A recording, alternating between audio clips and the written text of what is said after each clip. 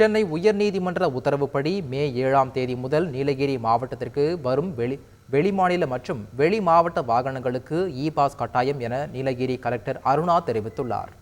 இது தொடர்பாக செய்தியாளர்களை சந்தித்த அவர், பாஸ் கேட்டு ஆன்லைனில் விண்ணப்பிக்கும் அனைத்து வாகனங்களுக்கும் பாஸ் வழங்கப்படும் என்றும் எந்த கட்டுப்பாடுகளும் இல்லை என்றும் தெரிவித்துள்ள அவர், ஆன்லைனில் விண்ணப்பிப்பவர்களுக்கு கேட்கப்படும் அனைத்து கேள்விகளுக்கும் கட்டாயம் பதிலளிக்குமாறும் அவர் தெரிவித்துள்ளார். என்னையிலேருந்து என்னைக்கு வரைக்கும் அவங்க ஊட்டியில் இருக்க போகிறாங்க, எந்த இடத்துல தங்க போகிறாங்க, அந்த டீட்டெயில்ஸும் கொடுத்துருவாங்க. வண்டி என்ன மாதிரி வண்டி, காரா பஸ்ஸா வேனா, அது பெட்ரோலா டீசல் அப்படின்ற மாதிரிக்கும் எடுக்கிறோம்.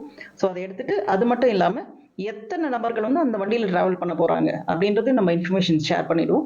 ஸோ அது இதெல்லாம் கொடுத்துட்டு ஜஸ்ட் அதை சப்மிட் பண்ணிட்டோம் அப்படின்னா ஒரு பாஸ் ஆட்டோமேட்டிக்காக ஜென்ரேட் ஆகிடும்.